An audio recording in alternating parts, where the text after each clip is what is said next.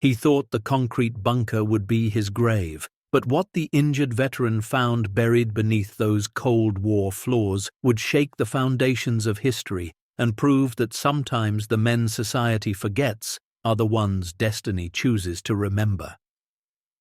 Before we dive into the story, make sure to smash subscribe, because tomorrow we have an extra special story for you that will blow your mind. The wind cut through downtown Seattle like a knife through paper, sharp and unforgiving. It was the kind of cold that found every hole in your jacket, every gap in your resolve. Marcus Webb pulled his army surplus coat tighter around his chest and limped toward the overpass where he'd spent the last 11 nights. His right leg, the one that still carried shrapnel from a roadside bomb outside Kandahar, throbbed with each step. The pain was worse in winter, but then again, everything was worse in winter. He was 38 years old, but his reflection in storefront windows showed someone much older. His beard had grown wild and unkempt. His eyes, once sharp and alert from years as an army medic, now carried the weight of too many memories and not enough hope. The backpack slung over his shoulder contained everything he owned: a sleeping bag that leaked feathers, a change of clothes that smelled like rain and regret, a water bottle, some granola bars he'd gotten from a shelter 3 days ago, and a photograph of his daughter he hadn't seen in 2 years. Marcus hadn't planned on being homeless. No one ever does. It started small after he came back from Afghanistan. The nightmares made sleep impossible. The flashbacks made work impossible.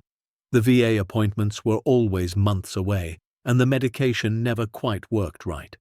His marriage crumbled first, then his job at the hardware store, then his apartment. And one morning he woke up in his car with an eviction notice taped to the window and $53 in his bank account. That was 8 months ago. Now he navigated the city like a ghost, invisible to the people rushing past with their coffee cups and smartphones. He knew which alleys had the least foot traffic, which dumpsters got filled with still edible food, which shelters had beds available on which nights. Survival had become his only skill, and he was getting tired of being good at it. The overpass where Marcus had been staying was already occupied when he arrived that evening. 3 younger guys had claimed the space, their shopping carts forming a barrier, their voices loud and territorial. One of them looked up as Marcus approached. "Spot's taken," the guy said, not unkindly, just matter of fact. Marcus nodded, said nothing, and turned away. He knew better than to argue.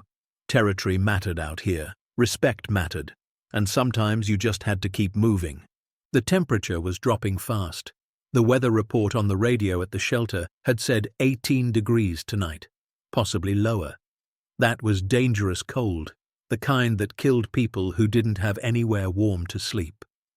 Marcus walked south, away from the downtown core, toward the industrial district where old warehouses squatted like forgotten monuments to a different era.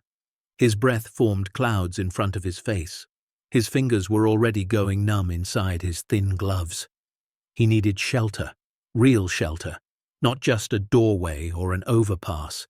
Something with walls, something that would keep the wind out. That's when he remembered the old naval station. He'd passed it weeks ago during one of his long walks, the kind of aimless wandering that filled the hours between morning and night. It was on the far edge of the industrial zone, a fenced-off area that used to be a World War II naval support facility. Most of it had been demolished years ago, but some structures remained, crumbling and forgotten. The fence had holes in it. He remembered that clearly. And where there were holes, there was possibility. Marcus walked for 40 minutes, his legs screaming with each step. The streets grew emptier, the buildings more decrepit. Graffiti-covered walls, broken windows stared like empty eyes. This was the part of the city people pretended didn't exist, the wasteland between progress and decay. The fence appeared through the darkness, chain link topped with rusted barbed wire. Marcus followed it until he found the gap he remembered, a section where the links had been cut away, probably by scrappers looking for copper or metal to sell. He squeezed through, wincing as the sharp edges caught his coat. Inside the perimeter, the world felt even more abandoned. Concrete foundations marked where buildings once stood. Old railroad tracks, thick with rust, disappeared into weeds. And there, in the distance, barely visible in the moonlight, he saw it. A low concrete structure, partially buried in the hillside, almost invisible beneath decades of overgrowth. A bunker. Marcus had seen similar structures overseas. Command posts, ammunition storage, communications hubs. The military had built them to last, thick concrete walls designed to withstand bombs and time. This one looked like it had been sealed up and forgotten, but as he got closer, pushing through the tangle of blackberry bushes and dead vines, he saw that the main door had been damaged. The heavy metal was bent, possibly by vandals or maybe just by age and weather. There was a gap just wide enough for a person to slip through. He pulled out his small flashlight, one of the few things he'd managed to keep from his army days. The beam cut through the darkness, illuminating a concrete stairway leading down.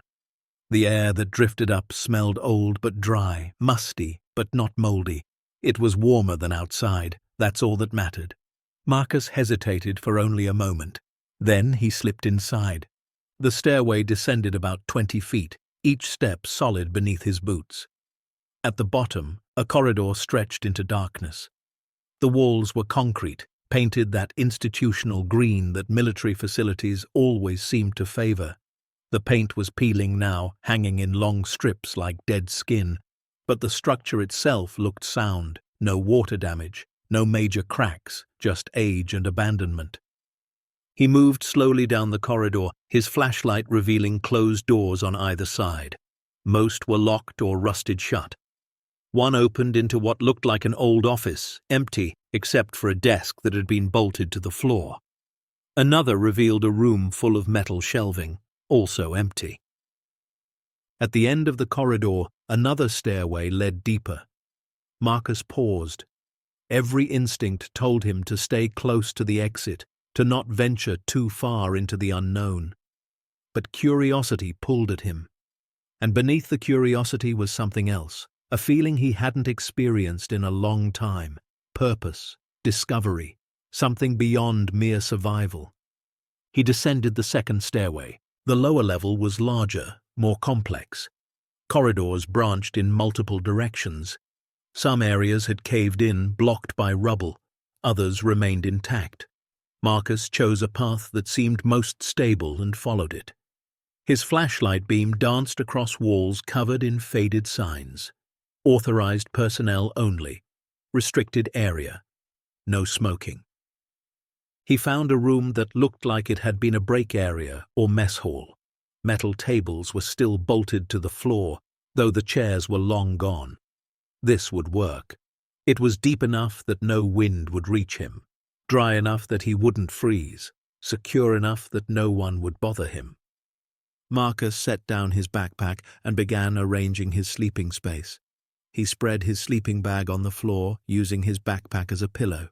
He ate one of his granola bars, forcing himself to chew slowly, to make it last. Then he lay down, pulled the sleeping bag up to his chin, and turned off the flashlight.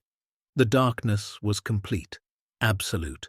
The kind of dark you only find deep underground or in the middle of nowhere.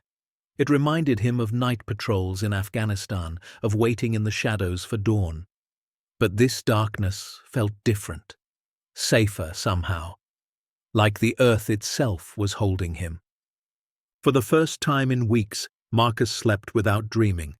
He woke to silence. Not the morning sounds of the city, not the rustle of other homeless people packing up their camps, not the distant wail of sirens. Just silence, deep and complete.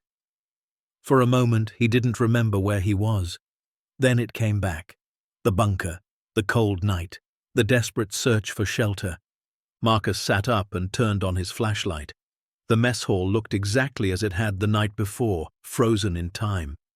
He checked his phone, a cheap prepaid model that barely held a charge. 7:43 in the morning. He'd slept for almost 10 hours, the longest stretch in months. His stomach growled. He had 2 granola bars left and half a bottle of water. That would have to last until he could make it to a soup kitchen or shelter. But first, he wanted to explore. The bunker was larger than he'd initially thought. There might be other rooms, better rooms, maybe even supplies left behind. He packed up his sleeping bag and started walking. The corridors branched and turned, leading him deeper into the complex.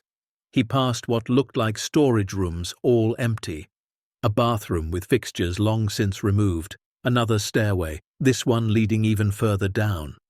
Marcus descended carefully, testing each step. The 3rd level was different. The air felt denser, cooler. The walls here were thicker, reinforced. He passed through a heavy blast door that stood partially open, its massive hinges still functional despite decades of neglect. Beyond the blast door, the corridor opened into a larger chamber. Marcus swept his flashlight across the space and stopped. His breath caught. The chamber was enormous, at least 50 feet across, with a vaulted ceiling supported by thick concrete pillars. But what made him freeze wasn't the size. It was what lined the walls. Doors, dozens of them. Heavy metal doors with wheel locks, like something from a submarine or a bank vault. Each door had a number stenciled on it in faded white paint. Vault 1, Vault 2, Vault 3. They continued around the chamber, at least 20 of them, maybe more. Marcus walked slowly to the nearest door, Vault 1. He reached out and touched the cold metal. The wheel lock was massive, designed to be turned by multiple people. He tried it experimentally, not expecting it to move. It didn't. He moved to the next door, then the next. All locked tight. But at Vault 7, something was different. The door wasn't flush with the frame. There was a gap barely visible, but definitely there. Someone had opened this vault before and hadn't sealed it properly. Marcus grabbed the wheel with both hands and pulled. Nothing. He braced his feet and tried again, throwing his weight into it. The wheel moved just a fraction of an inch, but it moved. He adjusted his grip and pulled harder. Slowly, grudgingly, the wheel began to turn. It took him 20 minutes of sustained effort, stopping frequently to rest his aching hands and leg. But finally, the wheel completed its rotation. He heard a deep clunk as the locking mechanism disengaged. He pulled the door. It swung open on surprisingly smooth hinges, revealing darkness beyond. Marcus shone his flashlight inside. The vault was about 12 feet square, the walls lined with metal shelving, and on those shelves sat crates. Wooden crates, military green, stenciled with numbers and codes he didn't recognize. Some were large, others small, all carefully stacked and arranged. Marcus stepped inside, his heart pounding. He approached the nearest crate and examined it. The wood was old but solid, protected from moisture by the sealed environment. He found a crowbar leaning against one of the shelves, probably left by whoever had opened this vault before. Using it, he carefully pried open the top of the nearest crate. Inside, wrapped in layers of oiled cloth and what looked like military-grade preservation paper, was something flat and rectangular. Marcus unwrapped it carefully, layer by layer, until he revealed what was beneath. A painting. He stared at it, his flashlight beam illuminating colors that seemed impossibly vibrant for something that had been stored in darkness for decades. It was a landscape, European-looking, with a style he vaguely recognized from art history books he'd paged through during his recovery at WWII. His hands trembled as he set it down carefully and moved to another crate. This one contained smaller items, also wrapped. He opened one bundle and found a small sculpture, bronze, depicting a figure he didn't recognize. Another bundle held what looked like jewelry, ornate pieces with stones that caught his flashlight beam and threw back colors. Marcus opened crate after crate, each revealing more treasures. Paintings, sculptures, artifacts, items that looked old and valuable and completely out of place in a forgotten bunker beneath Seattle. His mind raced, trying to make sense of it. Why was this here? Who had put it here? And most importantly, What was he supposed to do about it? He backed out of Vault 7, his legs unsteady. He looked around the chamber at all the other vault doors. If this one was full of valuables, what about the others? Were they all the same? How much was hidden down here? Marcus sat down heavily on the concrete floor, his back against the cold wall.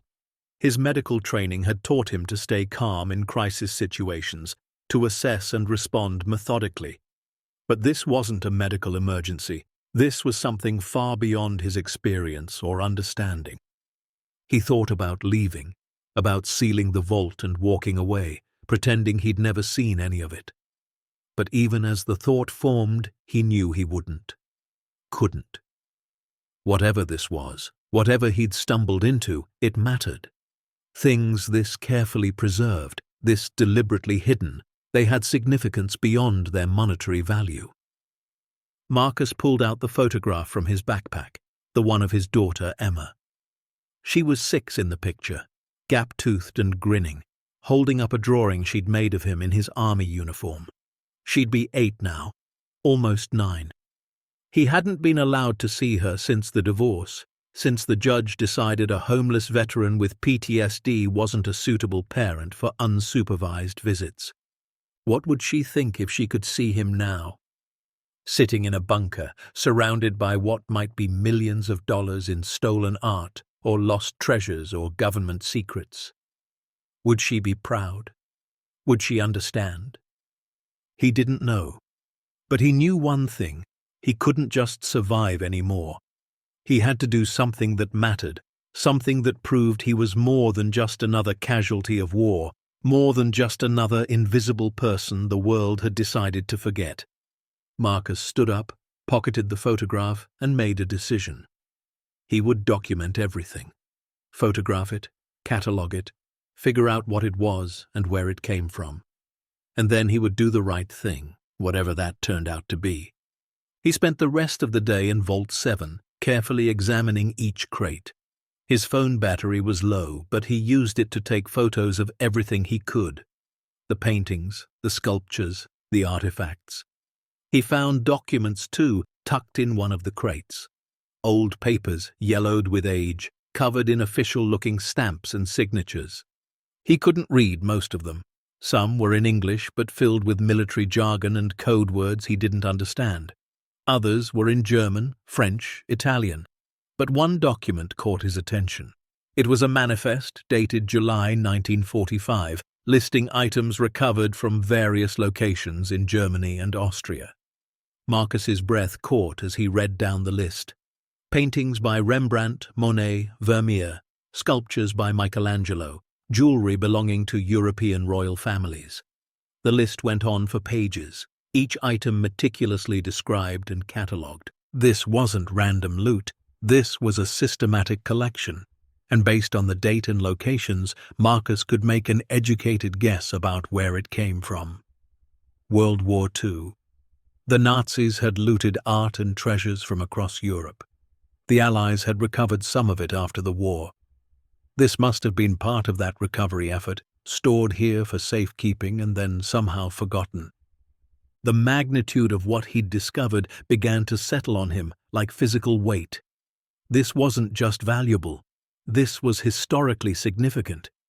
These items likely belonged in museums or had been stolen from families who'd never gotten them back.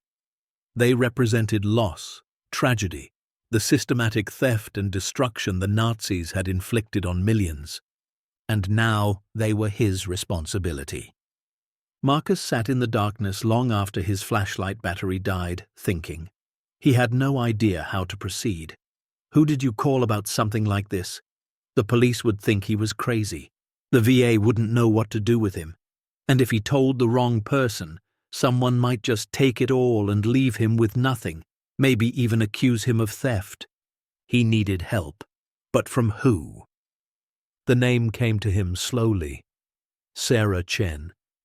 She was a counselor at the VA hospital, one of the few people who'd treated him like a human being rather than a case file. She'd helped him navigate the paperwork for his disability claim, had fought to get him into therapy sessions, had even slipped him her personal phone number once and told him to call if he ever needed someone to talk to. Marcus had never called. He'd been too proud, too ashamed of how far he'd fallen, but maybe now, with this discovery, he had a reason to reach out. Sarah was smart, educated, connected. She would know what to do, or at least know who to ask. He made his way back to the mess hall where he'd slept, moving carefully through the darkness with his dying flashlight. He set up his sleeping bag again and lay down, but sleep didn't come easily. His mind spun with possibilities and fears. What if no one believed him? What if they took it all and he got nothing? What if this discovery ended up meaning nothing, changing nothing, and he was still just a homeless veteran sleeping in a bunker? But beneath the fear was something else, something he hadn't felt in a very long time. Hope. Not the desperate, grasping hope of survival, but real hope. The kind that comes from purpose, from meaning, from the possibility that your life might matter after all. Marcus didn't know what the morning would bring. He didn't know if Sarah would help him or if anyone would believe his story. He didn't know if the treasures in those vaults would change his life or remain buried secrets. But for the first time since the bomb had torn through his convoy in Afghanistan, for the first time since his wife had packed her bags, for the first time since he'd found himself sleeping under bridges and begging for change, Marcus Webb felt like maybe, just maybe, there was a reason he'd survived everything that tried to kill him. He fell asleep with his hand pressed against the photograph of his daughter, and in his dreams she was smiling. When morning came, Marcus woke with purpose. He packed his things quickly, making sure to leave the bunker exactly as he'd found it. He sealed the vault door as best he could, though the lock wouldn't fully engage. He made mental notes of landmarks and directions so he could find his way back. The climb to the surface felt longer in daylight. When he finally emerged through the bent door, the winter sun was bright enough to make him squint. The industrial wasteland looked different now, less threatening, less empty. It held a secret, and he was the keeper of it. Marcus made his way back through the hole in the fence and started the long walk toward the VA hospital. His leg protested every step, but he pushed through the pain. He had to. This was too important to let physical discomfort stop him. The VA hospital was on the north side of the city, a modern building that stood in stark contrast to the areas where Marcus usually spent his time. He'd been here dozens of times for appointments, physical therapy, medication refills, but today felt different. Today he wasn't walking in as a patient. He was walking in as someone with something important to say. The receptionist at the front desk looked at him with the mix of pity and discomfort people usually showed homeless veterans. His clothes were dirty, his beard unkempt, his smell probably not pleasant. But he stood as straight as his injured leg would allow and asked to speak with Sarah Chen. "Do you have an appointment?" the receptionist asked, already knowing the answer. "No, but please tell her Marcus Webb needs to speak with her. It's urgent." The receptionist made the call, speaking in low tones Marcus couldn't hear. She hung up and looked at him with surprise. "She'll be right down." Sarah appeared 5 minutes later, her expression shifting from concern to relief when she saw him. She was in her early 40s, kind eyes behind practical glasses, her hair pulled back in a neat ponytail. "Marcus," she said warmly, "I'm glad to see you. Are you okay?" "I need to talk to you," he said. "Privately, it's important." She nodded without hesitation. "Come on, my office is upstairs." They rode the elevator in silence. Sarah's office was small but comfortable, filled with books and plants. She closed the door and gestured to a chair. Marcus sat, suddenly aware of how out of place he looked in this clean, organized space. "What's going on?" Sarah asked, sitting across from him. "You look like you haven't slept." "I slept fine," Marcus said. "Better than I have in months, actually. Sarah, I found something big, and I don't know what to do about it." He told her everything, watching her expression shift from curiosity to disbelief to something that might have been excitement. When he finished, she sat back in her chair and let out a long breath. "Marcus, she said carefully. This is incredible, if it's real, if what you're describing is actually there. It's there, he said firmly. I took photos. He pulled out his phone, praying the battery still had enough charge, and showed her the images he'd captured. Sarah scrolled through them, her eyes growing wider with each swipe. "Oh my God," she whispered. "Marcus, do you understand what this might be?" "World War II, he said. Nazi loot, stuff the Allies recovered. Possibly, she said. Or items the Allies protected during the war. Either way, this is massive. Historically, culturally, financially massive. You need to report this to the proper authorities." "That's why I came to you," Marcus said. "I don't know who the proper authorities are, and I'm afraid if I tell the wrong person, they'll just take it and I'll disappear back into the streets and none of it will matter." Sarah studied him for a long moment. "You want credit for this?" she said. It wasn't a question. "I want my life back," Marcus corrected. "I want people to see me as someone who matters, who contributes, who isn't just a problem to be managed or ignored.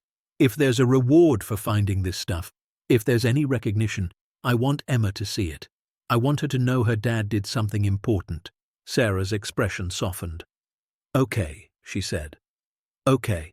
Let me make some calls. I have a friend who works with the FBI's art crime team. Let me reach out to her quietly and see what the proper protocol is. But Marcus, you need to understand something." "What?" "Once we report this, your life is going to change. Maybe for the better, hopefully for the better, but it won't be private anymore. People are going to want to know everything about you, about how you found it, about why you were there. Are you ready for that?" Marcus thought about the cold nights under the overpass, the hunger, the shame, the invisibility.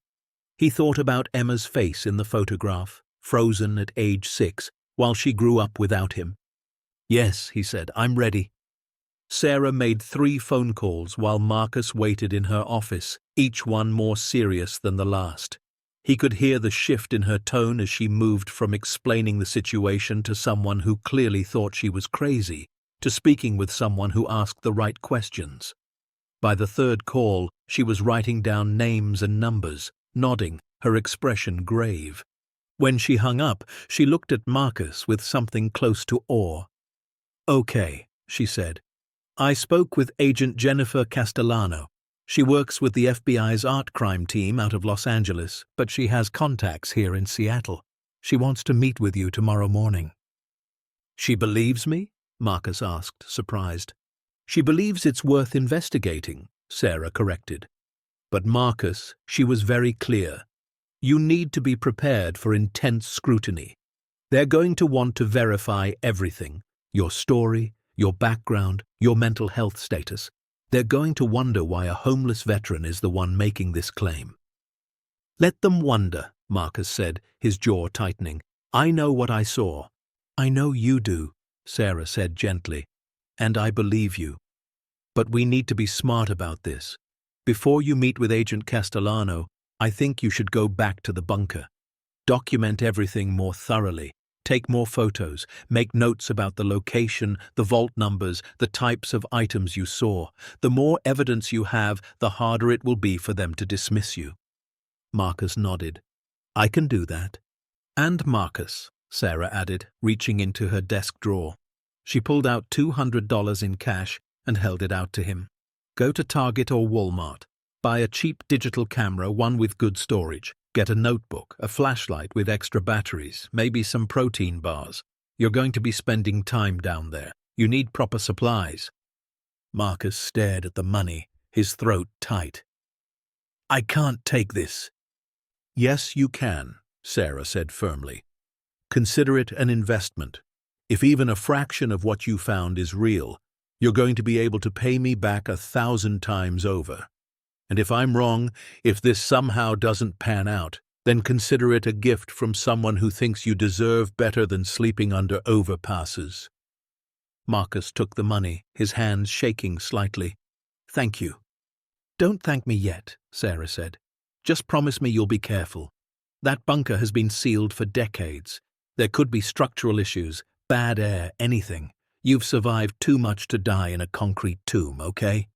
I promise, Marcus said. That afternoon, Marcus did exactly as Sarah suggested. He went to a Walmart on the edge of the city and bought a digital camera, the kind tourists used, simple but with decent quality.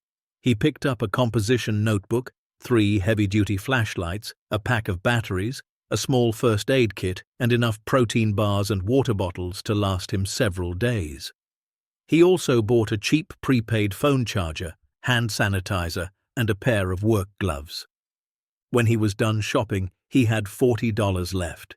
He used it to buy a hot meal at a diner, the first real food he'd eaten in weeks, a burger, fries, coffee. He ate slowly, savoring every bite, watching people come and go. Families, couples, people with normal lives who had no idea that just a few miles away, a forgotten bunker held secrets worth more than they'd earn in a lifetime. He slept that night in the bunker, in the mess hall that had become his temporary home. But this time he didn't just sleep. He planned. He drew a rough map in his notebook, marking the corridors he'd explored, the location of Vault 7, the other sealed vaults he hadn't yet attempted to open. He made lists of what he'd seen, trying to remember details about the paintings, the sculptures, the documents. When morning came, Marcus began his systematic exploration. He started with the vaults closest to Vault 7, working his way around the chamber. Vault 8's wheel lock was completely rusted, immovable even when he applied all his strength. Vault 9 was the same, but Vault 10 had the same slight gap as Vault 7, suggesting someone had opened it before and hadn't sealed it properly. It took him nearly an hour to get the wheel turned and the door open. His hands were raw and bleeding by the time the lock disengaged, but the pain didn't matter. What mattered was what lay beyond. Vault 10 was larger than Vault 7, and its contents were different. Instead of crates, this vault held metal filing cabinets, the old-fashioned kind with multiple drawers. And along one wall, a series of paintings leaned carefully against custom-built racks, each separated by protective padding. Marcus approached the paintings first, his new camera ready. He photographed each one, then carefully examined them. Even with his limited knowledge of art, he recognized quality. The brushwork was masterful, the colors rich, the frames ornate and clearly expensive. Some were portraits, stern-faced men and elegant women from centuries past. Others were landscapes, religious scenes, still lifes of fruit and flowers that looked real enough to touch. He found small brass plates on many of the frames, engraved with names he vaguely recognized. Rembrandt, Vermeer, Caravaggio. Each name sent a chill down his spine. These weren't prints or copies. If they were real, if they were actually painted by these masters, each one could be worth millions. Marcus moved to the filing cabinets, his hands trembling as he opened the first drawer. Inside were folders, dozens of them, each labeled with codes and dates. He pulled one out and opened it. The papers inside were brittle with age, but the typewriting was still legible. Manifest number 473. Items recovered from Salzburg, Austria, July 1945. List of paintings. Origin verified by Captain James Morrison. Monuments Men Division. Monuments Men. Marcus had heard the term before, maybe in a documentary or a history class. They were the soldiers and art historians who'd worked to protect cultural treasures during World War II, who'd tracked down art stolen by the Nazis and worked to return it to its rightful owners. He pulled out folder after folder, each containing similar documents: manifests, recovery reports, authentication notes, photographs of items being crated and prepared for transport. And in several folders, he found letters, handwritten correspondence between officers discussing what to do with recovered items, where to store them, how to keep them safe until proper claims could be verified. One letter, dated September 1945 and signed by a colonel whose name Marcus couldn't quite make out, explained the decision to create a secure storage facility in the Seattle area. Given the sensitive nature of these items and the ongoing complexity of returning them to proper owners, the letter read. It has been determined that a portion of recovered materials should be stored in a secure location removed from the chaos of post-war Europe. This facility will serve as a repository until such time as proper distribution can be arranged. Marcus sat on the concrete floor, the letter in his hands, trying to process what he was reading. This bunker hadn't been forgotten by accident. It had been deliberately created as a storage site, a place to keep treasures safe while the world sorted itself out after the war. But somehow, in the decades that followed, it had been lost. Maybe the officers who knew about it had died or been transferred. Maybe paperwork had been misfiled or destroyed. Maybe it had simply fallen through the cracks of bureaucracy. Whatever the reason, millions of dollars worth of art and artifacts had been sitting here, sealed and silent, for over 70 years. Marcus spent the rest of the day photographing documents, taking notes, trying to create a comprehensive record of what he was finding. He worked methodically, the way he'd been trained in the army, making sure nothing was overlooked. He filled page after page in his notebook with descriptions, vault numbers, item counts, anything that might be useful later.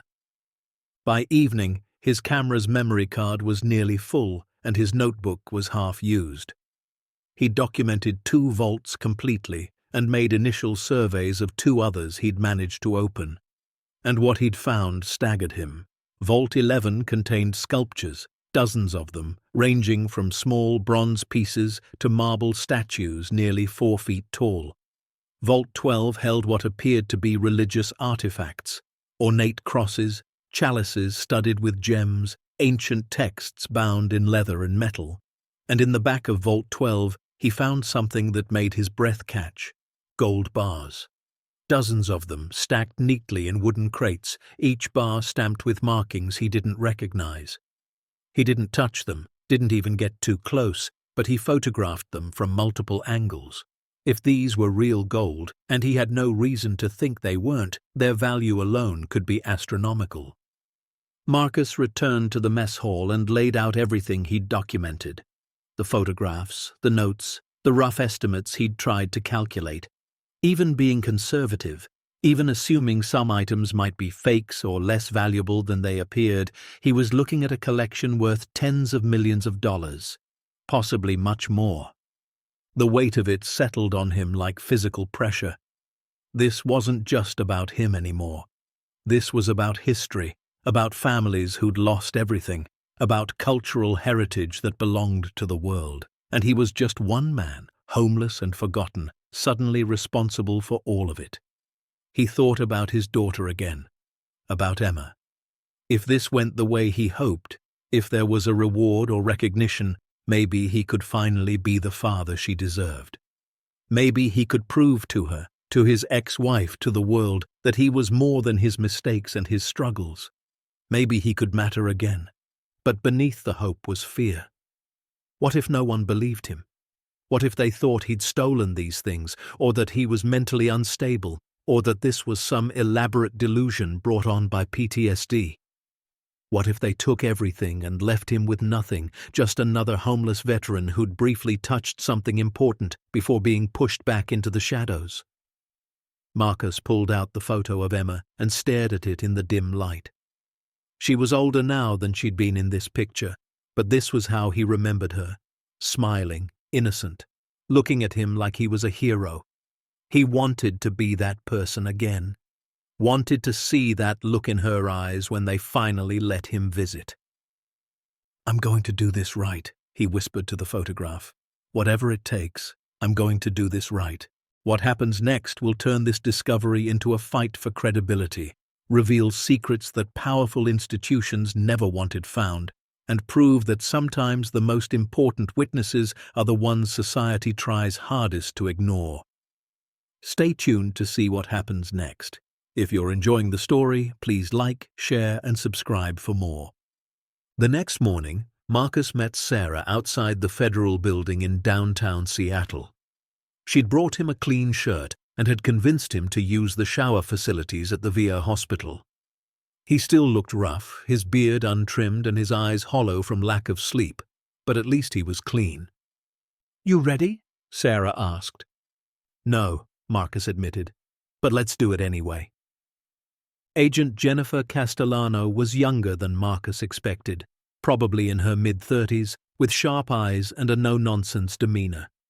She met them in a small conference room with another agent, an older man introduced as Special Agent Robert Torres from the Seattle field office. Mr. Webb, Castellano said, shaking his hand, thank you for coming in. Sarah has briefed me on your claims, and I have to say, they're extraordinary. They're not claims, Marcus said, his voice steady. They're facts. I found a World War II bunker filled with artwork and artifacts. It's all there, exactly where I said it would be. And we're prepared to investigate that, Torres said. But you have to understand, Mr. Webb, we receive tips about lost Nazi gold and hidden treasures pretty regularly. Most of them turn out to be nothing. Misidentifications, wishful thinking, sometimes outright hoaxes. I'm not a hoaxer, Marcus said, pulling out his camera and notebook. I have documentation, photographs, notes, copies of documents I found in the bunker. Look at them and then tell me I'm wasting your time. Castellano took the camera and began scrolling through the images. Her expression remained neutral at first, professional, but Marcus saw the moment it changed.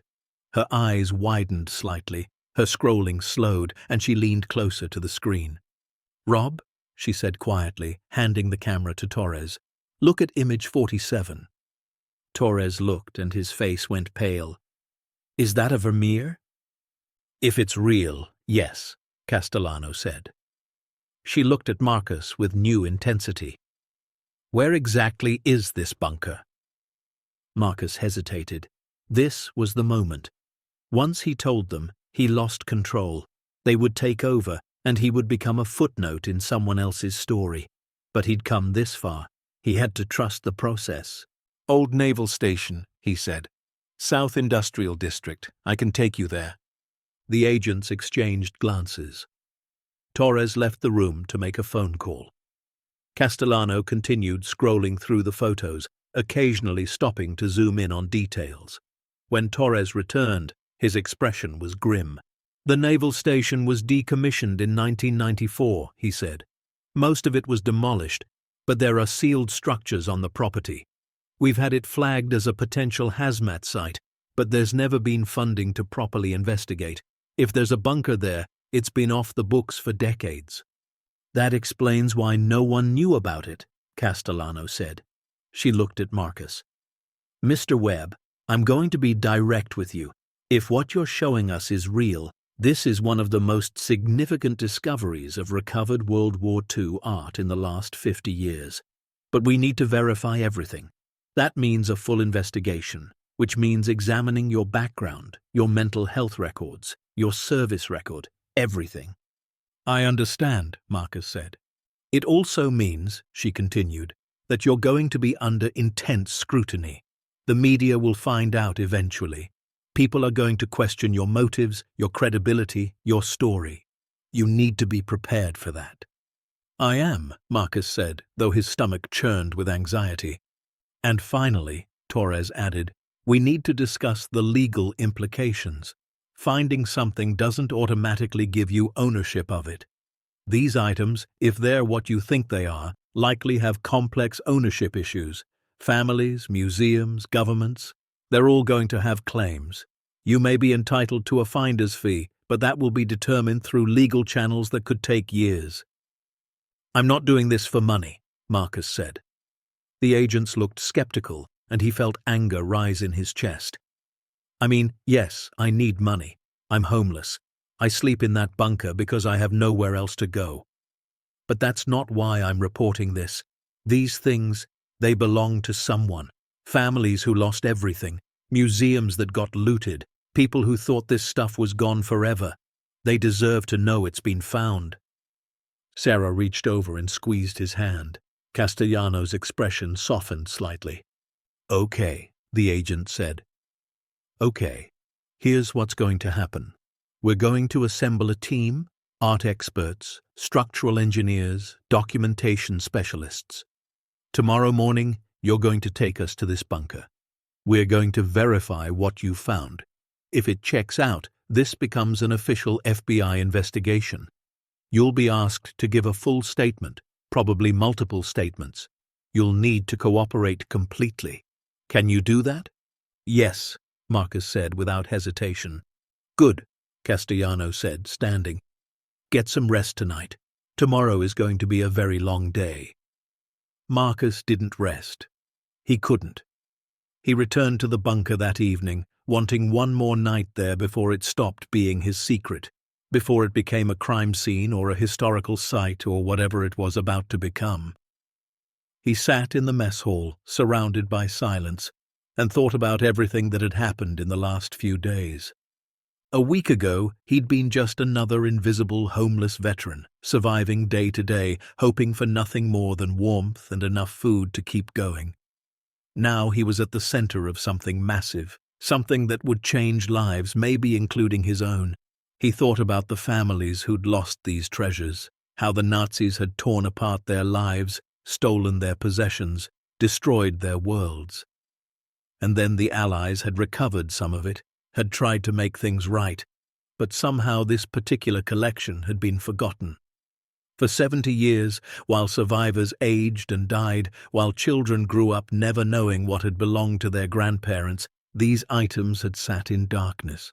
Marcus felt the weight of that responsibility. He was a witness to history now, a link between past and present. People would remember his name, not as a casualty or a statistic, but as the man who found what was lost, assuming anyone believed him. The doubt crept in during the dark hours before dawn.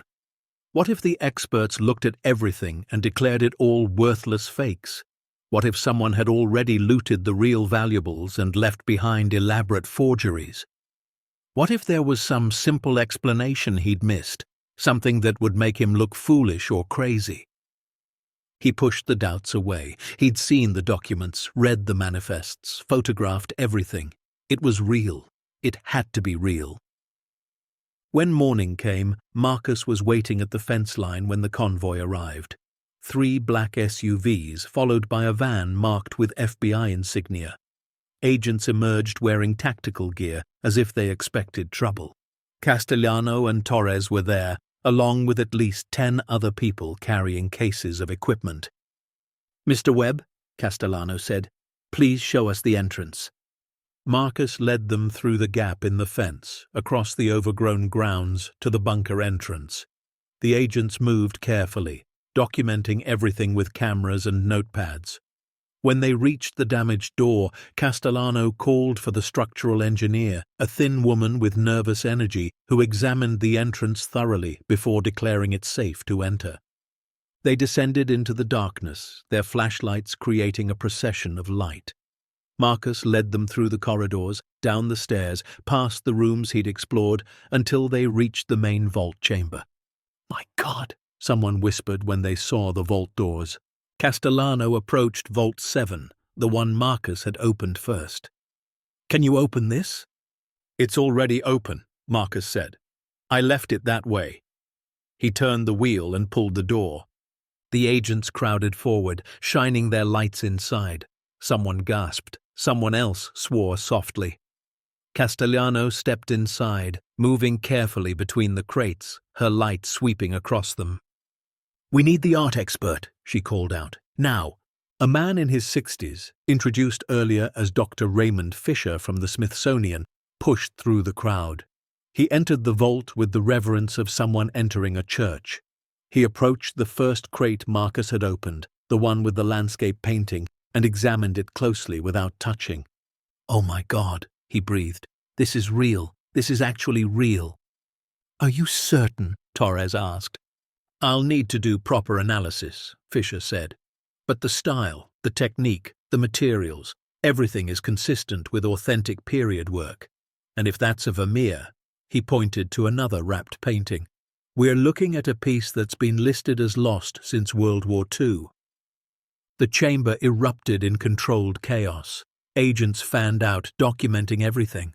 Photographers captured every angle. The structural engineer examined the vaults. Castellano pulled Marcus aside. "How many vaults did you open?" she asked. "5, Marcus said. 7, 10, 11, 12, and 13. The others were sealed too tight. And they all contain items? Every single one. Castellano's hand shook slightly as she made notes. Mr. Webb, I need you to understand something. What you found here, it's not just valuable. It's historically unprecedented. We're talking about items that have been listed as lost for 70 years. Families have given up hope of ever seeing them again. This is going to make international news. I know, Marcus said quietly, and you're going to be at the center of it. Your life is about to change in ways you can't imagine. Marcus looked around at the bustling agents, at the vault doors being photographed and examined, at Dr. Fisher, who was literally in tears as he looked at another painting. He thought about Emma, about the possibility of finally having something to offer her, something to prove he was more than his failures. Good, he said. It's about time. The investigation took over the bunker for the next 3 days. Marcus wasn't allowed to stay, but he was required to be available at all times. Sarah helped him get a room at a cheap motel, the first real bed he'd slept in for months. The FBI paid for it, along with meals, as part of their agreement that he would cooperate fully. Each day, Marcus was interviewed for hours. They wanted to know everything: how he'd found the bunker, why he'd entered, what he'd seen, when he'd seen it, who he'd told, whether anyone else knew. They asked about his military service, his medical history, his PTSD, his homelessness. They asked the same questions multiple ways, looking for inconsistencies. Marcus answered everything honestly.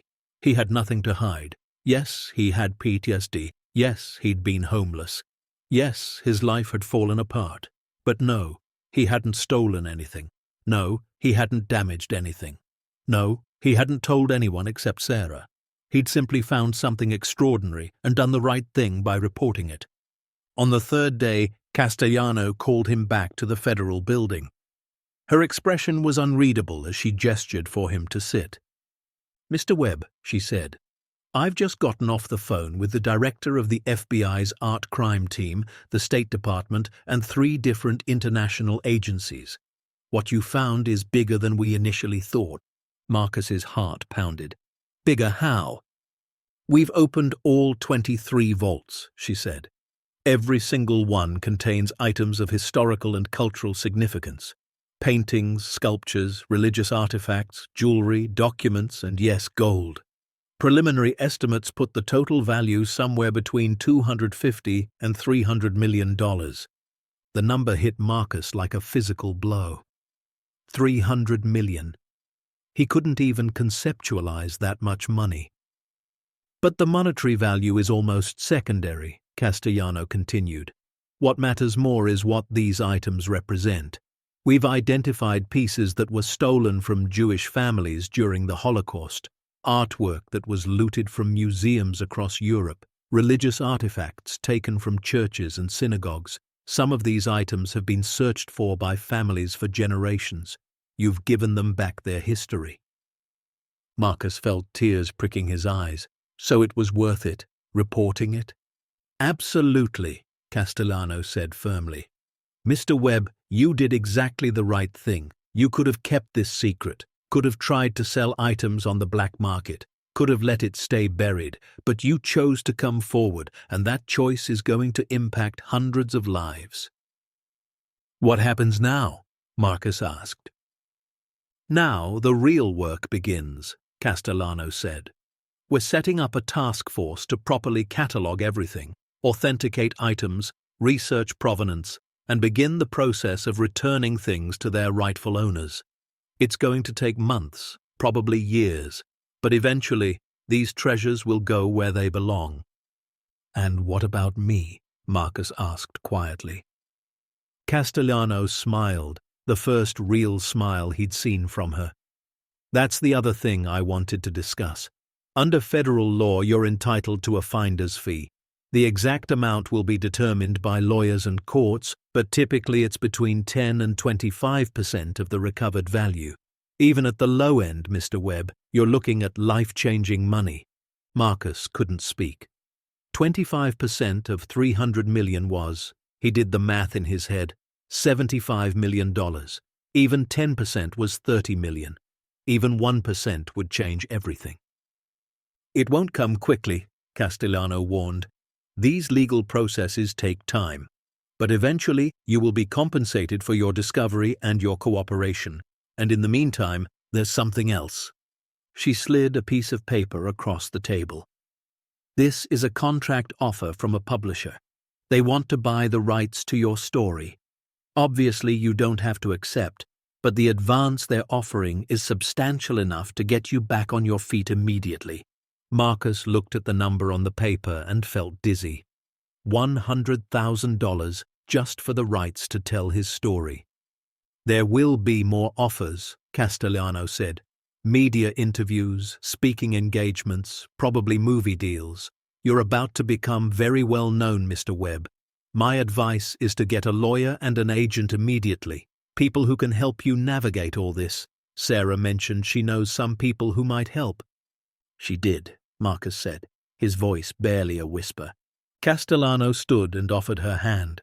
Congratulations, Marcus. You're a hero. It's time the world knew it. That night, Marcus stood outside the motel room, phone in his hand, staring at a number he hadn't called in 2 years. His ex-wife's number. Emma's number. He'd memorized it, carried it like a talisman, but never had the courage to use it. Now he pressed call. It rang 3 times before she answered. Hello? Jessica, Marcus said. It's me. It's Marcus. I know I'm not supposed to call. I know I'm violating the agreement, but I need to tell you something. I need Emma to know something. There was silence. Then his ex-wife's voice, cold and careful. Marcus, if this is about money, I told you. It's not about money, he interrupted. I mean, it is, but not the way you think. Jess, something happened, something big. I found something, and it's going to change everything. And I want Emma to know that her dad, he's not just a screw-up. He's not just the guy who couldn't get his life together. He did something that matters. Another long pause, then softer. What did you find? And Marcus told her everything. Jessica listened in silence as Marcus explained everything, his words tumbling out in a rush. The bunker, the vaults, the paintings worth millions, the FBI investigation, the publisher's offer, all of it.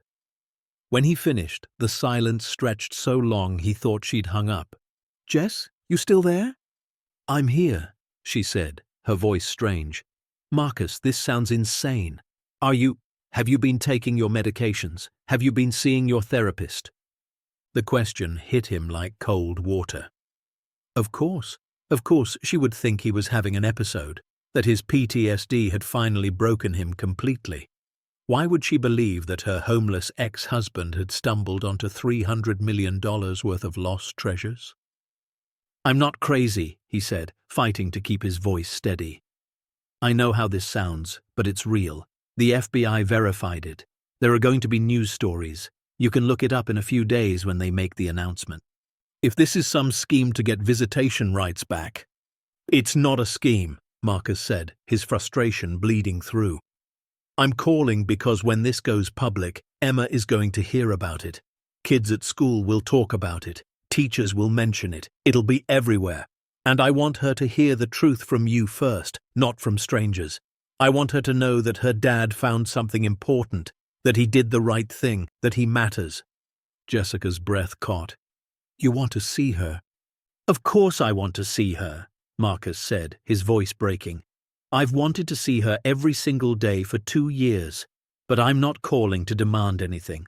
I'm calling to ask you, to beg you, to let her know that I'm still her father, that I never stopped being her father, even when I couldn't be there. Another long silence. Then, quietly, she asks about you sometimes. She wanted to make you a birthday card last month. Tears streamed down Marcus's face. I miss her so much. I know, Jessica said, and for the first time in years she sounded like she believed him. Marcus, if what you're saying is true, if this really happened, then we should talk, properly, about Emma, about visitation, about everything. But I need proof. I need to see this is real before I get her hopes up. I understand, Marcus said. The FBI is making an announcement in 3 days. Wait until then, see what they say, and if you believe me after that, maybe we can talk. Okay, Jessica agreed. 3 days. When Marcus hung up, he sat on the motel bed and cried, really cried, for the first time since he'd returned from Afghanistan. Not tears of pain or frustration, but tears of hope. Maybe, just maybe, he was finally going to get his daughter back. The press conference happened on a Thursday morning at 11 o'clock. Marcus sat in the back of the federal building's media room, watching as Agent Castellano, Agent Torres, and Dr. Fisher took their positions behind a podium bristling with microphones. The room was packed with journalists, cameras, news crews from every major network. Sarah sat beside him, her hand on his arm. "You okay?" "Terrified," Marcus admitted. "That's normal," she said. "Just remember, you did nothing wrong. You're the hero here." Castellano called the room to order and began speaking. "Good morning. I'm Special Agent Jennifer Castellano with the FBI's Art Crime Team. 3 days ago, we received information about a possible cache of World War II-era artifacts. Following an investigation, I can now confirm that we have discovered one of the largest collections of recovered Nazi loot ever found on American soil." The room erupted with questions. Castellano raised her hand for silence. The collection was found in a sealed underground bunker at a former naval installation in Seattle. It contains approximately 1,300 individual items, including paintings, sculptures, religious artifacts, documents, and precious metals. Preliminary authentication suggests many of these items were thought to be permanently lost. The estimated total value is between $250 and $300 million. More shouting questions. Marcus watched the journalists scribbling notes, saw the camera flashes, felt the magnitude of what was happening. The collection appears to have been stored here by the Monuments Men Division following World War II, Castellano continued. Due to clerical errors or institutional memory loss, the facility's existence was forgotten.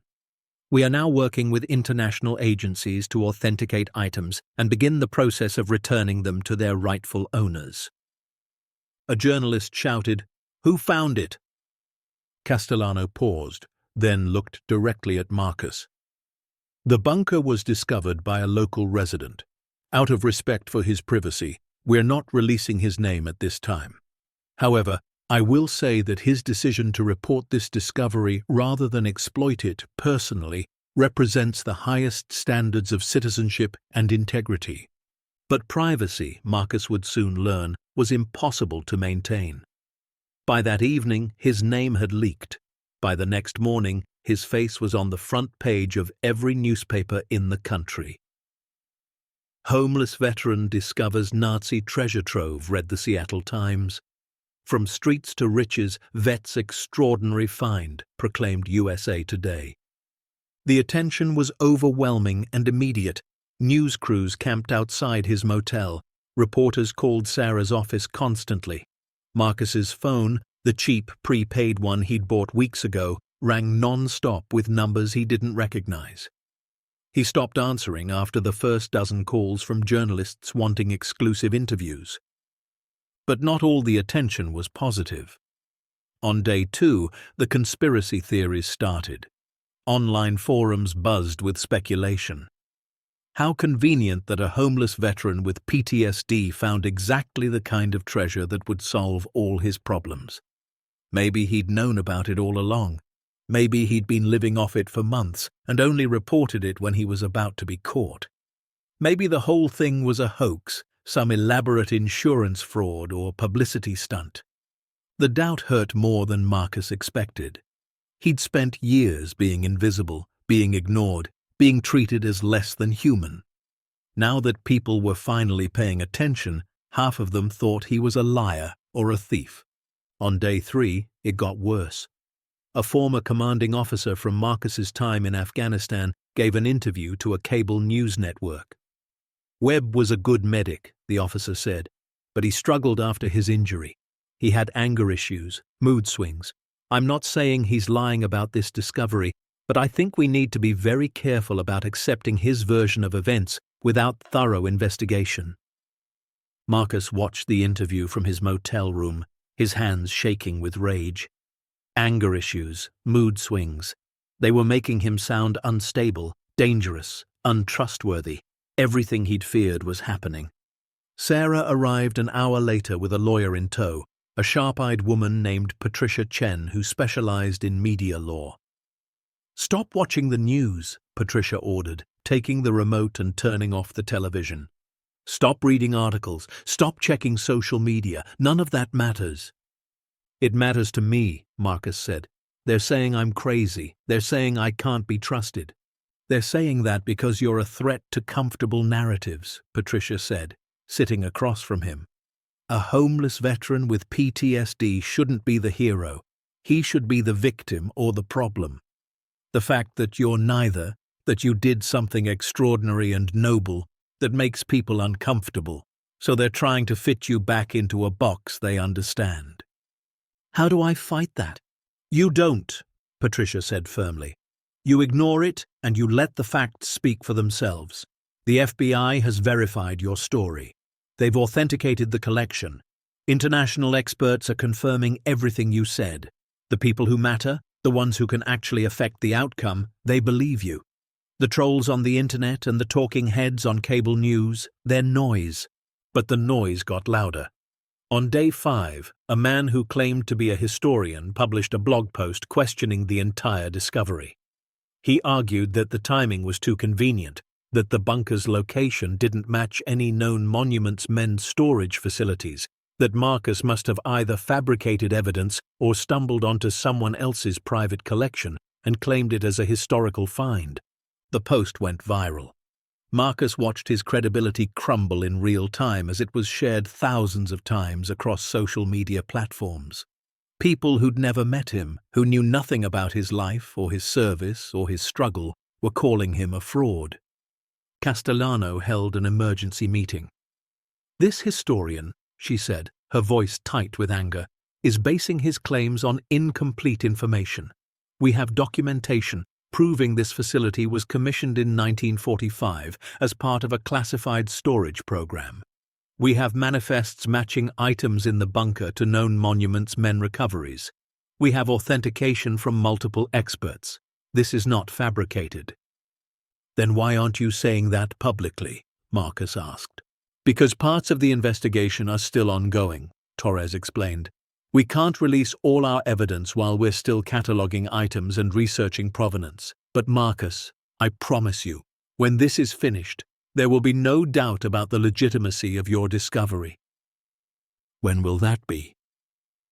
"Weeks," Torres admitted. "Maybe months." Marcus felt sick.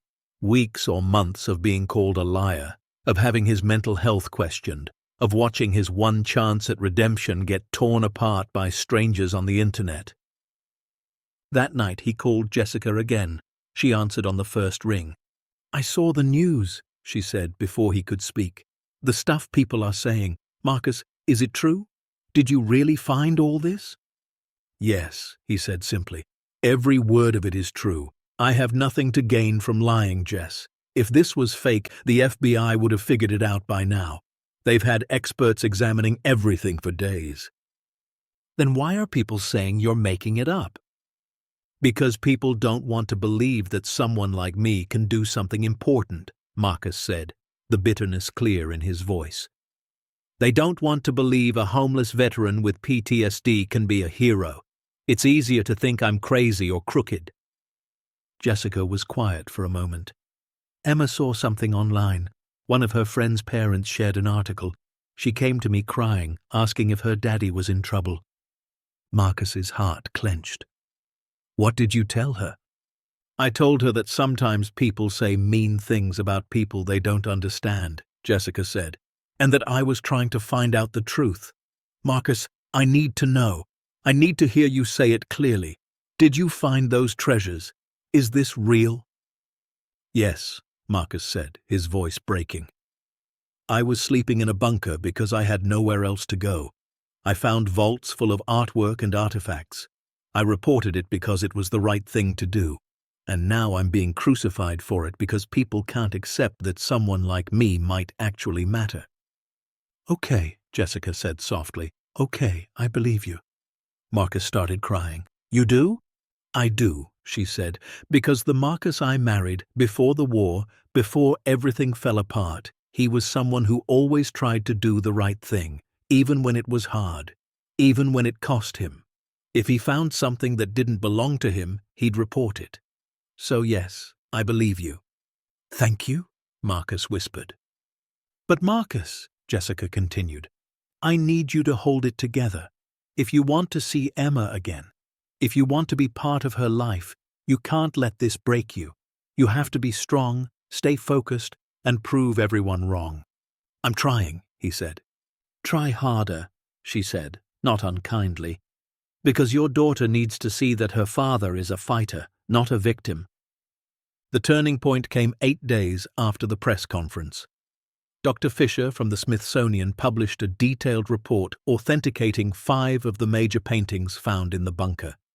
He confirmed they were genuine works by Vermeer, Rembrandt, and Caravaggio, all listed as missing since World War II. The report included technical analysis, provenance research, and comparison with known works by the same artists. "There is no doubt," Fisher wrote in his conclusion, "that these are authentic masterpieces of immense historical and cultural value. Their discovery represents one of the most significant finds in the field of stolen art recovery in decades. The individual who located these items and chose to report them rather than exploit them personally deserves our profound gratitude and respect." The report changed everything. Major news networks began running corrections to earlier stories. The historian who'd questioned Marcus's credibility published a retraction. Art experts around the world started giving interviews praising the discovery and the man who'd made it possible. But the real vindication came from an unexpected source. 3 days after Fisher's report, an elderly woman named Ruth Goldstein held a press conference in New York. She was 92 years old, a Holocaust survivor, and she'd spent 70 years searching for a painting that had belonged to her family. "My father was an art dealer in Vienna," she said, her voice shaking but clear. "When the Nazis came, they took everything, our home, our business, our paintings. Most of my family died in the camps. But I survived, and I promised myself I would find the things they stole from us. I would get back what belonged to my father." She held up a photograph, old and faded. "This is a portrait of my grandmother, painted in 1897 by an Austrian master. The Nazis seized it in 1938. I've been searching for it my entire life." Ruth looked directly at the camera, tears streaming down her face. "Yesterday, the FBI confirmed that this painting is among the items found in Seattle, because of one man's honesty, because he chose to report what he found instead of profiting from it. I'm going to see my grandmother's face again before I die." She paused, composing herself. "To Marcus Webb, the veteran who found these treasures, I want to say thank you. You gave me back a piece of my family. You gave me back my history. And I want everyone who has questioned your character or your motives to know that you are a hero. Not because you found valuable things, but because you understood that some things are worth more than money." Marcus watched the press conference from his motel room with Sarah beside him. By the time Ruth finished speaking, they were both crying. "See," Sarah said, squeezing his hand. "This is what matters, not the trolls, not the doubters. This, you gave that woman back her grandmother." More families came forward in the days that followed. A Polish family whose religious artifacts had been stolen from their synagogue. A French museum director whose institution had lost 3 paintings during the Nazi occupation. A Dutch family who'd given up hope of ever recovering their heirlooms. Each one confirmed that items in the bunker belonged to them, and each one expressed profound gratitude to the man who'd found them. The narrative shifted. Marcus was no longer the suspicious homeless veteran with questionable motives. He was the man who'd given people back their history, who'd chosen integrity over opportunity, who'd proven that heroes don't always wear uniforms or carry credentials. Sometimes they're just people who do the right thing when no one's watching. Castellano called him in for another meeting 2 weeks after the initial press conference. "We've completed the preliminary catalogue," she said. 1,317 items total. We've identified owners or institutional homes for approximately 60% of them. The rest will require more research. "And the finder's fee?" Marcus asked. "We're still working on the exact amount," Castellano said. "But I can tell you that the federal government and several international agencies have agreed in principle that you're entitled to compensation. We're looking at somewhere between $15 and $25 million. The number still seemed impossible. $25 million. Enough money to never worry again, to give Emma everything she needed, to help other veterans who were struggling the way he had struggled. "There's something else," Torres added. "We've been contacted by several organizations who want to honor your actions. The Holocaust Memorial Museum wants to give you an award. The Monuments Men Foundation wants you to speak at their annual conference. And the Army, your old unit, they want to bring you back for a ceremony." Marcus's throat tightened. "The Army wants to honor me?" "You were medically discharged with full honors," Torres said. "Your service record is exemplary. The fact that you struggled afterward, that doesn't diminish what you did during your service. And what you've done with this discovery, it reminds people that veterans deserve respect and support, not abandonment." That evening, Marcus finally agreed to do a television interview. Not with a major network, but with a local news station, a young journalist named Amy Torres who'd covered veteran issues for years. She met him at the motel, her crew small and unobtrusive.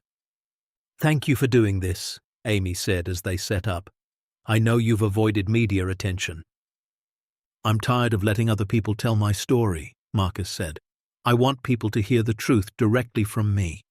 The interview lasted an hour. Amy asked about his service, his injury, his homelessness, the night he found the bunker, his decision to report it. Marcus answered every question honestly, holding nothing back. He talked about the PTSD, the nightmares, the shame of losing everything, but he also talked about the moment he realized the bunker held more than just shelter, that it held history and meaning and responsibility. "Why didn't you just take something and sell it?" Amy asked. "You were desperate, you were homeless. No one would have blamed you for trying to survive." Marcus thought about the question for a long moment. "Because those things didn't belong to me," he finally said. "They belonged to families who'd lost everything, to people who'd suffered more than I could imagine. Taking them would have been another kind of theft, another way of saying that might makes right and possession is all that matters. And I didn't. I don't want to be that person." "What do you want to be?"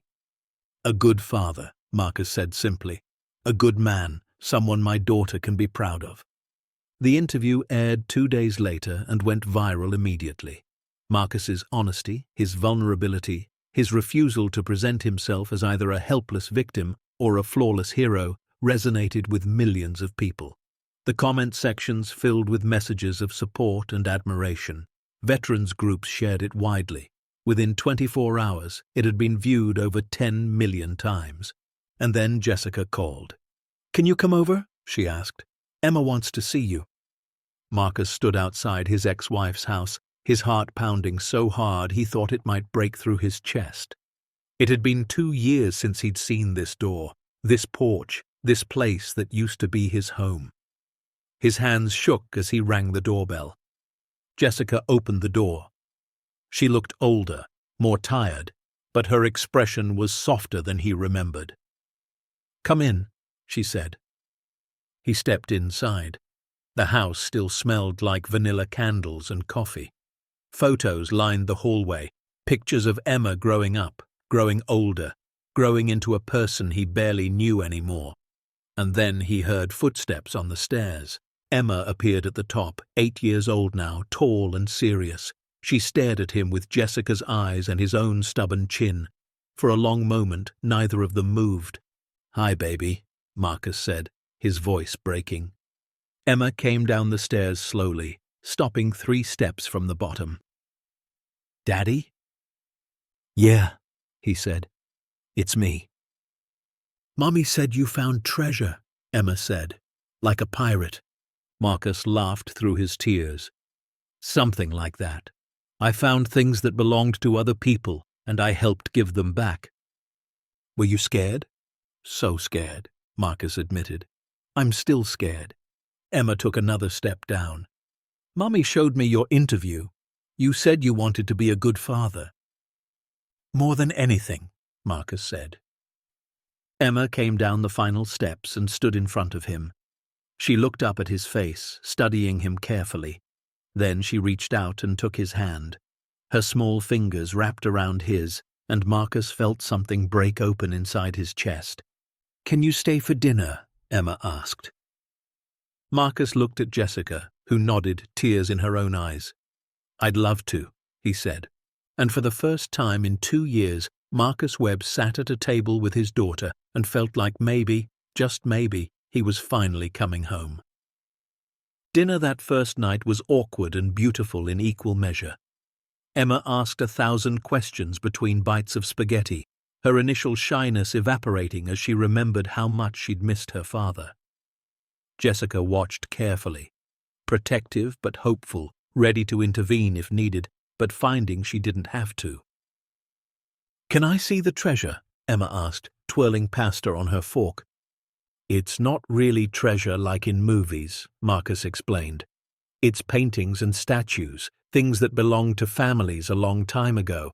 The FBI has it all now, keeping it safe until they can give it back to the people it belongs to." "But you found it," Emma insisted. "That makes you a treasure hunter." "More like a treasure returner," Marcus said with a smile. After dinner, Emma showed him her room, now painted purple instead of the yellow he remembered. She decorated the walls with drawings and school projects. On her nightstand sat a photograph of Marcus in his army uniform, one he'd given her before his last deployment. She'd kept it all this time. "I told my friends my dad was a hero," Emma said quietly, "even when they said you weren't." Marcus knelt down to her level. "Emma, I haven't been a hero. I've made a lot of mistakes. I got sick after the war, and I didn't know how to fix myself. I hurt people I loved, including you and your mum." "But you're better now?" Emma asked. "I'm trying to be," Marcus said honestly, "and that's all I can promise, that I'll keep trying." Emma hugged him then, her small arms tight around his neck, and Marcus held her like she was the most precious thing in the world. Because she was. When he left that night, Jessica walked him to the door. "You can come back," she said. "Not every day, not yet, but maybe once a week. Supervised visits, like the lawyer said. We'll see how it goes." "Thank you," Marcus said. "Jess, I know I can't fix the past." "No, you can't," she agreed. "But maybe you can build a better future. For her. That's all I care about now." The legal proceedings moved faster than anyone expected. Within 6 weeks, a federal judge had ruled on Marcus's finder's fee. The final amount, after negotiations between multiple agencies and consideration of legal precedents, was $22 million. After taxes and legal fees, Marcus would receive approximately $14 million. $14 million. The number still didn't feel real when Patricia Chen called to tell him. He was sitting in a studio apartment Sarah had helped him rent, his first real home in almost a year. He'd furnished it simply, a bed, a table, a couch from Goodwill. The walls were still bare except for one framed photograph of Emma. "Are you there?" Patricia asked when he didn't respond. "I'm here," Marcus said. I don't know what to say." "Say thank you and start thinking about what you want to do with it," Patricia advised. "You're going to have people coming out of the woodwork asking for money. Family members you haven't heard from in decades, investment advisors promising incredible returns, charities needing donations. You need to have a plan." Marcus had been thinking about this for weeks, lying awake in his new bed, staring at the ceiling. He knew exactly what he wanted to do. "I want to help veterans," he said. "Guys like me who came home broken and got forgotten. I want to create something that gives them a second chance." "That's noble," Patricia said, "and smart. Philanthropic work will help with your public image and provide tax benefits. Let me connect you with some people who can help you set up a foundation properly." Over the next month, Marcus worked with lawyers, accountants, and non-profit consultants to establish the Second Chance Veterans Foundation. He funded it with $5 million of his settlement, enough to sustain operations for years even without additional donations. The foundation's mission was simple: provide transitional housing, job training, mental health support, and community for homeless veterans. But Marcus didn't want to run it from an office building downtown. He wanted it where it would matter most, where the guys who needed help could actually find it. And he knew exactly where it should be. The old naval station where he'd found the bunker was still federal property, but most of it sat unused and forgotten. Marcus approached Agent Castellano with a proposal. "The bunker is going to become a museum," he said. "The government's already committed to that. But what about the rest of the property? There are buildings that could be renovated, land that could be used. Let me buy it. Let me turn it into a place that actually helps people." Castellano was skeptical at first. The red tape alone would take months. But Marcus was persistent, and he had resources now. He hired lawyers who specialized in federal property acquisition. He submitted environmental impact studies. He presented detailed plans showing how the facility could be converted into a veteran housing and training center. 6 months after finding the treasure, Marcus stood in front of the Seattle City Council making his case. "This place saved my life," he told them. "I was freezing to death the night I found that bunker. It gave me shelter, and then it gave me purpose. Now I want to make sure it keeps saving lives. There are thousands of veterans in this city who need help, who need a place to rebuild their lives. Give me the chance to create that place." The vote was unanimous in his favor. Construction began in early spring. Marcus was there every day, wearing a hard hat and work boots, supervising the renovation of the old buildings. Contractors converted barracks into individual studio apartments. The old mess hall became a community center with a kitchen, meeting rooms, and offices for counselors and social workers. A separate building was turned into a training facility with classrooms and workshop spaces. And the bunker itself, the place where Marcus had spent those cold nights and made his extraordinary discovery, was being carefully transformed into a museum. Historians and curators worked to preserve it exactly as it had been, while adding exhibits explaining the monument's men, the Holocaust, and the importance of protecting cultural heritage. Emma visited the construction site one Saturday morning with Jessica. Marcus gave them a tour, pointing out where different spaces would be. "This building is going to have 20 apartments," he explained. "Each veteran gets their own place, private and safe, for up to 2 years while they get back on their feet." "Where did you sleep?" Emma asked. Marcus led her to the bunker entrance, now fitted with proper stairs and lighting. "Down there," he said, "in what used to be a mess hall. It was cold and dark, but it was better than the street." Emma looked at the entrance with wide eyes. "Were you scared?" "Yeah," Marcus admitted, "but not of the bunker. I was scared of staying broken forever. I was scared I'd never see you again. I was scared my life was over at 38. "But it wasn't," Emma said. "No, baby," Marcus smiled. "It wasn't. Sometimes the worst moments lead to the best changes. We just have to be brave enough to keep going." The Second Chance Veterans Foundation officially opened on a grey November morning. Over 200 people attended the ceremony, including Ruth Goldstein, the Holocaust survivor whose grandmother's portrait had been found in the bunker. She'd flown in from New York specifically for the event. "This facility represents everything good about second chances," Ruth said during her speech. Marcus Webb was given a second chance when he found shelter in that bunker. He gave me a second chance to see my grandmother's face again, and now he's giving countless other veterans a second chance at life. This is what it means to transform pain into purpose. The facility filled quickly. Within the first month, all 20 apartments were occupied by veterans referred through the VA hospital and local shelters. Each resident received not just housing, but comprehensive support: mental health counseling, job training in various trades, help navigating VA benefits and disability claims, computer classes, resume writing workshops, and most importantly, community. Marcus hired staff with personal experience, veterans who'd successfully transitioned back to civilian life, social workers who specialized in PTSD and addiction, job counselors who understood the challenges of military to civilian career changes. He also hired Sarah Chen as the facility's director of counseling services. She'd left the VA hospital specifically to join his mission. "You're doing something revolutionary here," Sarah told him during their first week of operations. "You're treating these men with dignity instead of pity.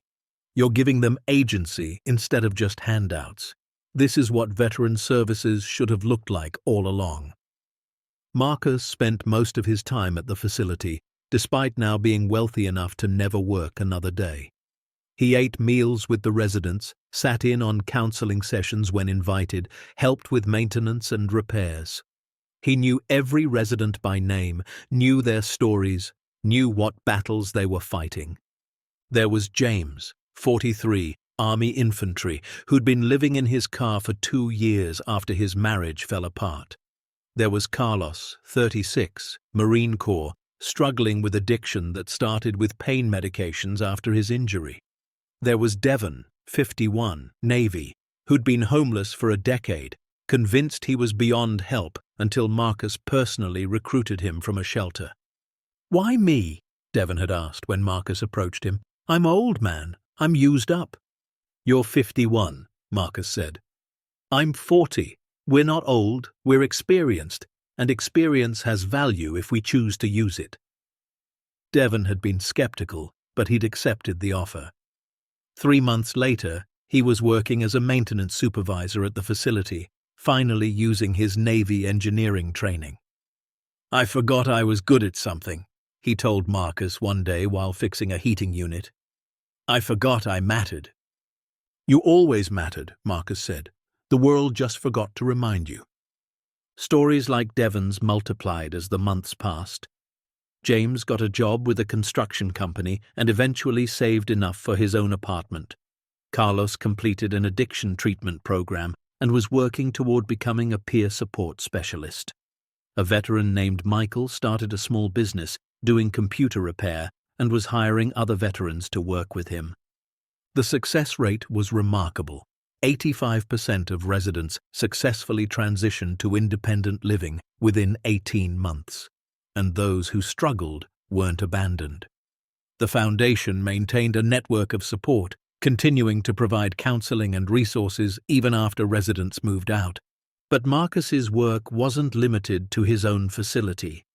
He became a vocal advocate for veteran services nationally. He testified before Congress about the failures of the VA system and the need for comprehensive reform. He gave speeches at universities, churches, community centers, anywhere people would listen. "We send young people to war," he told a packed auditorium at UCLA. "We ask them to sacrifice their youth, their health, sometimes their lives. And then when they come home changed by what they've experienced, we act surprised. We medicate them. We process them through bureaucratic systems that treat them like problems to be managed instead of human beings to be supported. That has to change." His TED Talk, titled "The Treasure Hidden in Every Veteran," was viewed over 20 million times. In it, Marcus told his full story: the bomb that injured him, the spiral into homelessness, the night he found the bunker, and the discovery that changed everything. But he focused most on the lesson. "I found $300 million worth of treasure in that bunker," he said. But the real treasure was the reminder that every person has value, that even in our darkest moments we're capable of doing the right thing, and that second chances are possible if we're brave enough to take them. There are thousands of veterans like me, sleeping on streets, struggling in silence, convinced they're worthless. But they're not. They're treasures waiting to be discovered. They just need someone to believe in them. The media attention brought donations flooding in. The foundation's endowment grew to over $15 million. They expanded, opening a second facility in Portland and a third in San Diego. Marcus hired experienced non-profit administrators to manage the day-to-day operations while he focused on advocacy and fundraising. But he never forgot where he'd started. Every week, he spent at least one night at the original Seattle facility, sleeping in one of the resident rooms, eating in the communal kitchen, talking with the men about their struggles and hopes. "I need to remember," he told Sarah. "I need to stay connected to why this matters." His relationship with Emma deepened as well. Supervised visits became unsupervised. Once a week became twice a week, then 3 times. They developed rituals: Saturday morning breakfast at a diner near Jessica's house, where Emma would tell him everything happening in her life. Sunday afternoon activities, museums, movies, walks in the park. Wednesday evening homework help, where Marcus would sit at the kitchen table with her, working through math problems and book reports. Jessica watched it all carefully, but gradually her guard came down. "You're different," she told Marcus one evening when he dropped Emma off. "More grounded, more present." "I have a reason to be present now," Marcus said. "I have something to fight for besides just surviving."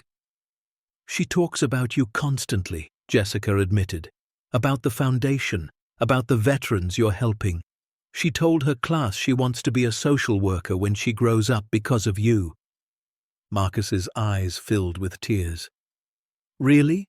Jessica nodded. "You're showing her what it means to turn pain into something positive. That's a powerful lesson." On Emma's 10th birthday, Marcus asked Jessica if he could take their daughter to the museum at the bunker. It had officially opened 6 months earlier, becoming one of Seattle's most visited historical sites. Jessica agreed, and Marcus picked Emma up on a bright Saturday morning. They walked through the exhibits together, Marcus explaining the history behind each piece. They saw the vaults, now enclosed behind protective glass. They looked at photographs of the monument's men and read stories about families reunited with stolen treasures. In one exhibit room, Ruth Goldstein's grandmother's portrait hung in a place of honor alongside Ruth's testimony about what it meant to recover it. "This is what you did, Daddy," Emma said, reading Ruth's words. "You gave people back pieces of their families." "Yeah," Marcus said softly. "I guess I did." They went down to the old mess hall where Marcus had slept during those desperate weeks. It had been preserved exactly as it was, with a sleeping bag and backpack displayed on the floor where his had once been. A placard explained, "This is where Marcus Webb, a homeless veteran seeking shelter from the cold, spent several nights before discovering the sealed vaults. His decision to report what he found rather than exploit it personally represents the highest ideals of integrity and citizenship." Emma stood in the doorway, looking at the sparse, cold space. "You slept here?" "Yeah," Marcus said. "It seemed like the end of the world then, but it turned out to be the beginning of something better." "Were you thinking about me?" Marcus knelt down beside her. "I was always thinking about you, even when I was at my lowest. Even when I thought I'd never see you again, I carried your picture with me. You were the reason I kept going." Emma hugged him tight. "I'm glad you kept going, Daddy." 2 years after the discovery, the foundation hosted an anniversary gala at a downtown Seattle hotel. Over 500 people attended, including several members of Congress, the mayor, prominent philanthropists, and dozens of veterans who'd been helped by the program. The event raised over $3 million in a single night. But the most moving moment came when Devon, the Navy veteran who'd been convinced he was too old and used up to matter, took the stage. He'd been asked to speak about his experience at the facility, and he stood at the podium in a suit Marcus had helped him pick out, looking nervous but determined. 2 years ago, I was living in a tent under a bridge, Devon began, his voice shaking slightly. I'd been homeless for 10 years. I'd given up. And then this guy, he pointed to Marcus in the audience, this guy who'd every reason to enjoy his newfound wealth and forget about people like me, he came to the shelter where I was staying and he said, "I think you can do better. Come with me." Devon paused, composing himself. I didn't believe him.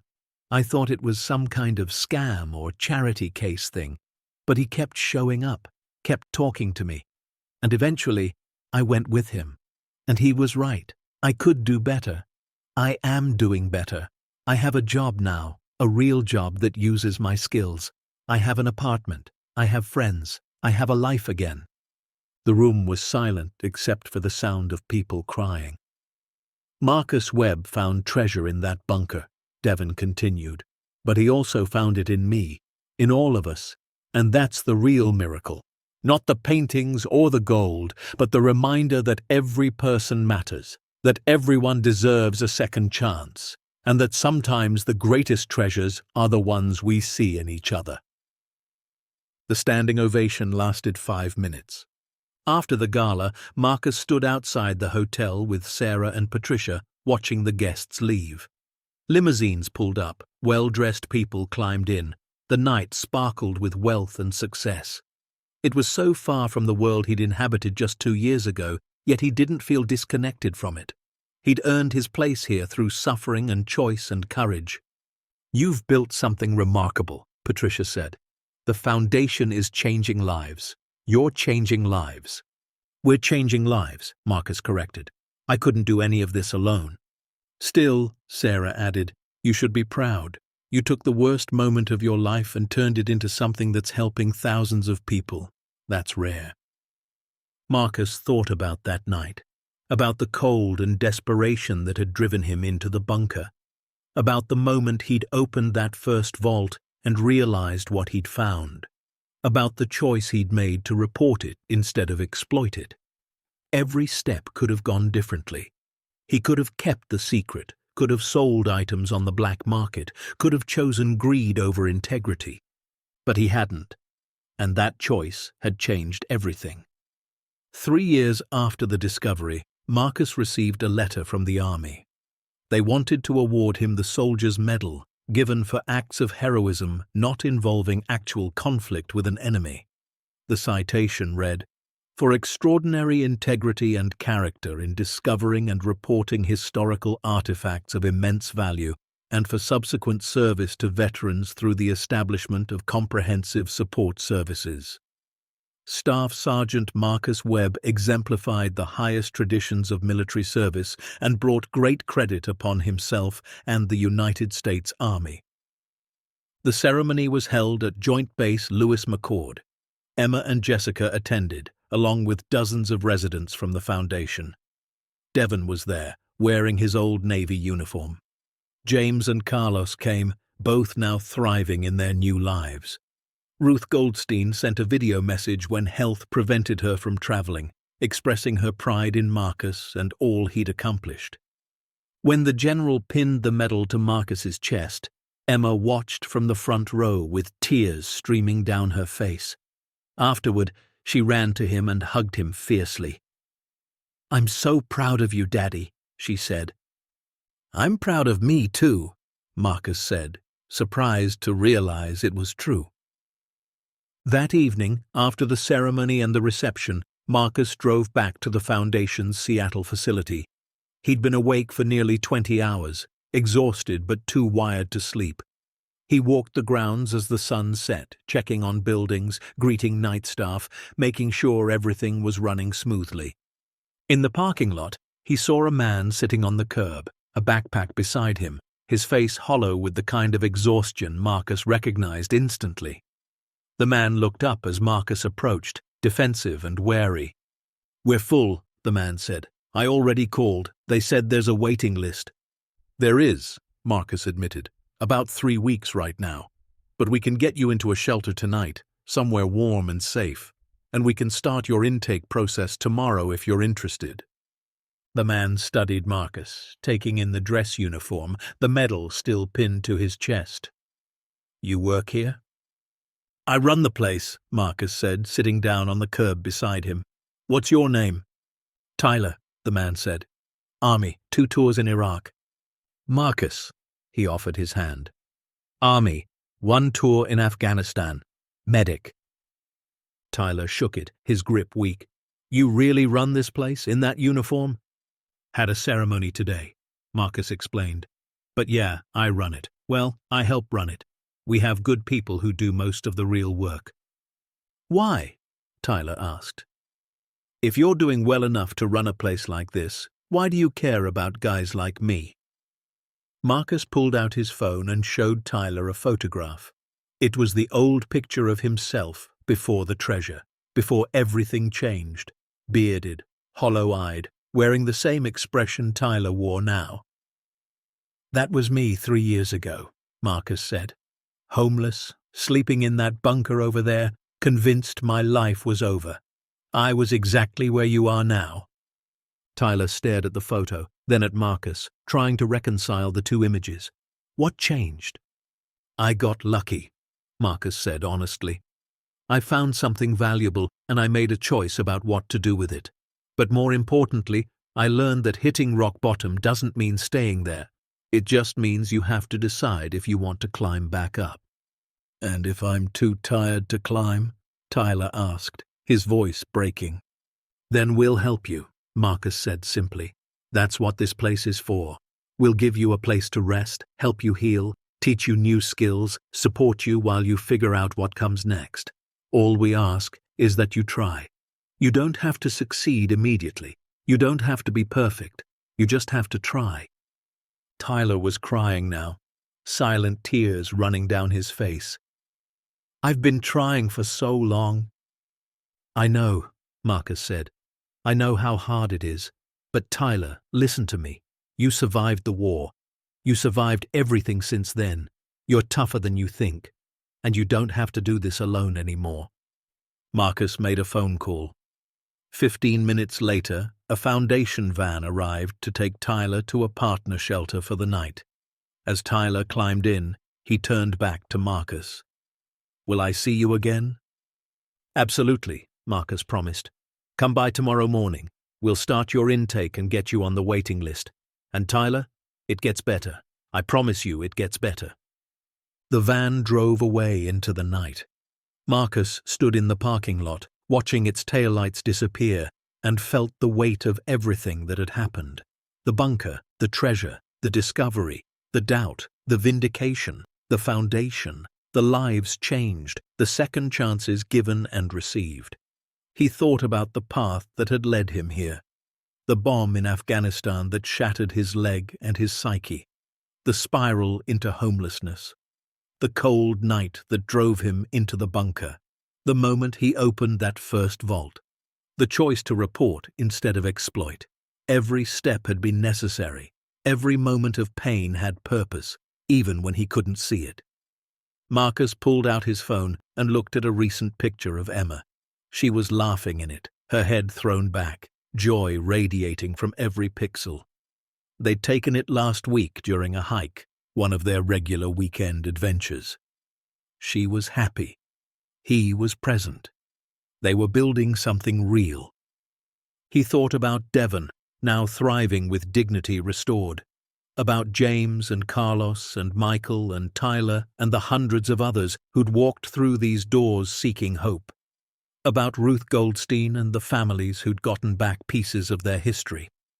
About the museum where thousands of people came each month to learn about art, war, preservation, and the importance of choosing integrity over opportunity. One choice, one cold night, one decision to do the right thing, and ripples that spread far beyond anything he could have imagined. Anyone can change the world if they're willing to keep fighting when everything says give up, if they choose honor over convenience, And if they remember that second chances aren't just for ourselves, but for everyone we touch along the way. As the stars emerged over Seattle, Marcus Webb stood on the grounds of what used to be his concrete tomb and had become his greatest triumph. He wasn't just a veteran who'd found treasure.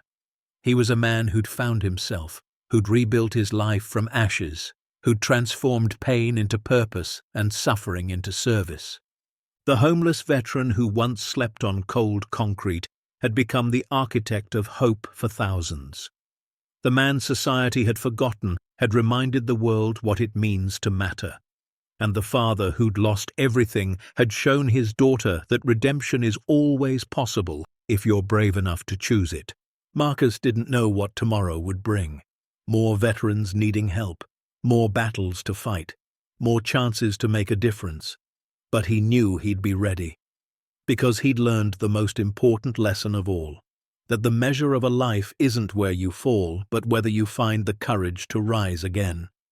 He turned and walked back toward the facility, toward the warm lights and the voices of men learning to laugh again, toward the work that gave his life meaning, toward a future he'd earned through suffering and choice and grace. The bunker had saved him once by giving him shelter, and now, transformed and reborn, it would save hundreds more. Because that's what second chances do. They multiply, they spread. They remind us that no one is beyond hope, and nothing good is ever truly lost. It just sometimes takes the right person, in the right place, at the right time, to bring it back to light. The end. Up next, 2 more powerful stories are waiting for you. Click to keep discovering tales of hope and redemption. And don't forget to hit subscribe if you believe that broken people can build beautiful things, and that sometimes the treasure we find is the strength to keep going.